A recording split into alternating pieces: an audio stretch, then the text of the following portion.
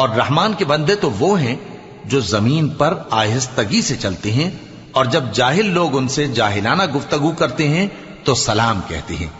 اور وہ جو اپنے پروردگار کے آگے سجدے کر کے اور عز و ادب سے کھڑے رہ کر راتیں بسر کرتے ہیں، اور وہ جو دعا مانگتے رہتے ہیں کہ اے پروردگار دوزخ کے عذاب کو ہم سے دور رکھیو کہ اس کا عذاب چمٹنے والا ہے، بے شک دوزخ ٹھہرنے اور رہنے کی بہت بری جگہ ہے۔ اور وہ کہ جب خرچ کرتے ہیں تو نہ بیجا اڑاتے ہیں اور نہ تنگی کو کام میں لاتے ہیں، بلکہ اعتدال کے ساتھ، نہ ضرورت سے زیادہ نہ کم۔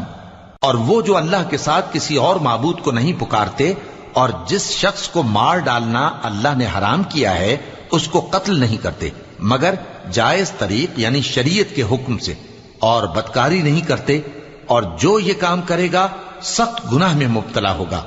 قیامت کے دن اس کو دونوں